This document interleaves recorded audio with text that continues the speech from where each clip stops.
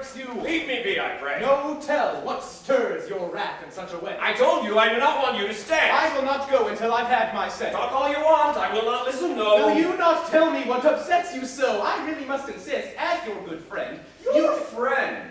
Oh, don't include me in that trend. Until today, I've been a friend to you, but after what I've been a witness to, I have to bring an end to our relations. For phony friend, I haven't any patience. What did I do that earns this evil placement? Good God, man, you should die of self-abasement.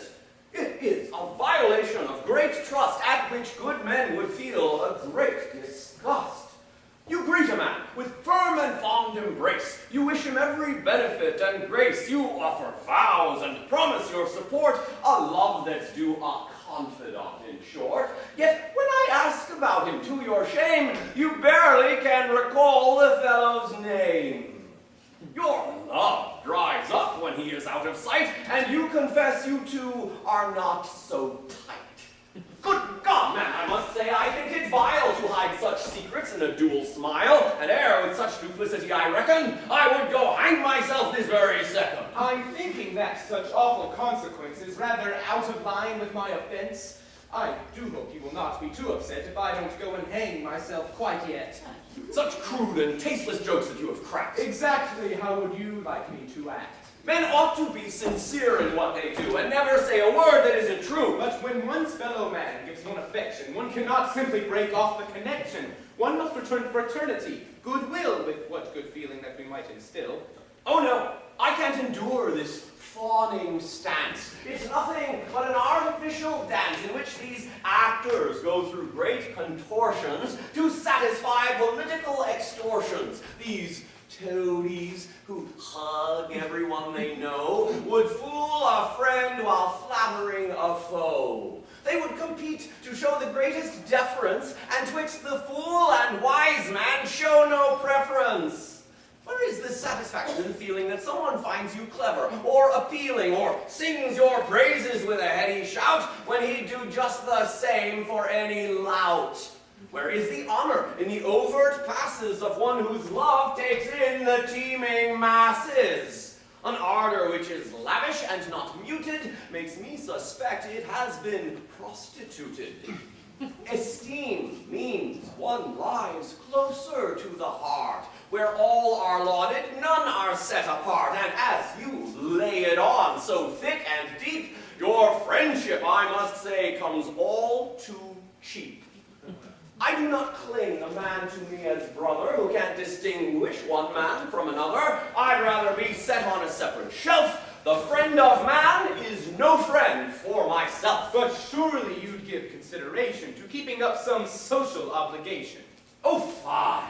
We must decry those so debased, who show themselves so variously faced. Let inmost thought of man be known and heard, to boldly be expressed in every word. Let man be freed by honest, open phrases, not shackled by obligatory praises. But think of the discomfort you would cause if truth alone came flapping out your jaws. At times, a man must choose to find it best to keep his cards much closer to his chest.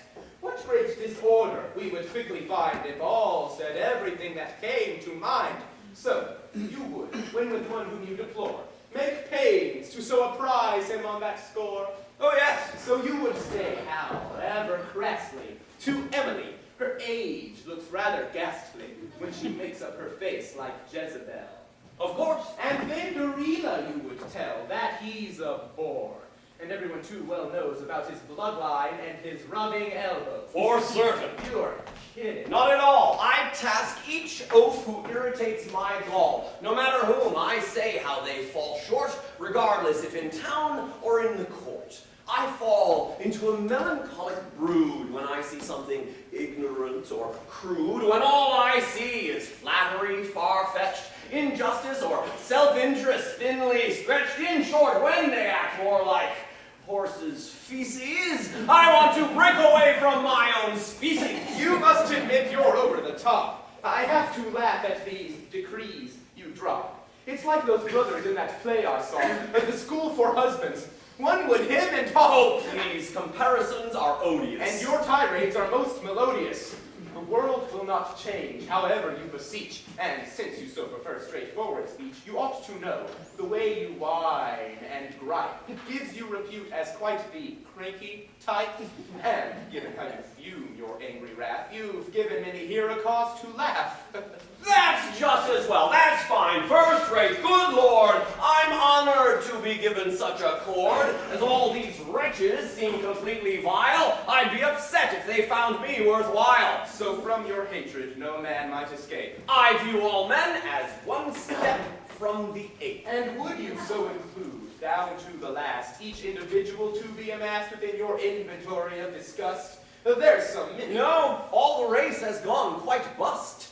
A man might be a wicked rogue or knave, while others all observe how he'll behave. However clearly we may find they know this, while he's around, they'll act like they don't notice. Just look at how they treat that stupid brute who has engaged me in this silly suit. There's no one who won't know with but a glance that he's the greatest rogue to put on pants. That unctuous grin, that tone of oily ease. Tell all the world to watch out for the sleaze. All know of those back doors that he's slipped past, extorting funds. He's cheated and harassed. His fortune has ascended with a rush that makes true merit gasp and virtue blush. And as his rank has grown, so does it linger. His backers can be counted on one finger. The world knows him a knave who cheats and tricks, and all agree there no one contradicts. And yet, in spite of all their provocation, they greet the cad with honored veneration. If there's some glory or reward or credit, the honest vie in vain, that oaf will get it. I tell you, I am chilled when I should glance the evil with which people gladly dance. I'm so disgusted, I've drawn up a plan to run off to a spot not known to man. Enough for now of all this bitter business, and let's make room for some form of forgiveness. Instead of those on whom your choler's bent, you might make room for thoughts more tolerant. The world we live in needs some tact and charm, and angry virtue does the greater harm. I cannot prove it, but to me it seems a prudent course to shy from such extremes. The virtue parents taught in days gone by, in modern days does not always apply. We can't condemn man for each tiny sin. We have to live here in the world we're in. I think no enterprise gives greater mirth than a man who wants to rearrange the earth. Oh, I too see each day such silly things that strike me as but arrows, darts, and slings. And yet, no matter how dumb or outrageous, I do not choose to borrow from your pages. I take men as they are, no more, no less. And where some chance to curse, I choose to bless. But, sir, these beatific attitudes, does nothing interrupt your platitudes? Suppose a friend should violate your trust and take what's yours. Would you not be nonplussed? Or slanders you, yes, denigrates your name. Do you suppose your smile would stay the same? Of course not. But these faults at which you rage are but simply what is part of human nature. I don't find it upsetting or unnerving to see a man deceitful or self-serving, and no more than if I saw a vulture waiting, a monkey play a prank, or rabbits mating. Should I be robbed, or torn to bits, or flouted without objection? Say no more about it. Your reasoning's completely out of joint. Yes, saying less might better win your point. If you negotiated and were patient, you might well win your pending litigation.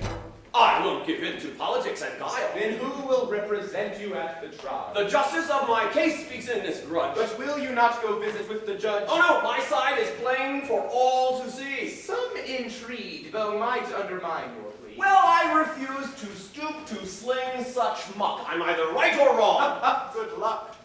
I will not move. You might manipulate to get the judge. I won't equivocate. But then you'll lose. I'll never sink to politic, to beg, to cheat, to slink. Should that be the route that I must choose, I shall be overjoyed and proud to lose. Now really. No, in fact, I mean to trace exactly how degraded, what disgrace, how dark a man might paint his soul with blotches to wrong me here while all the world watches.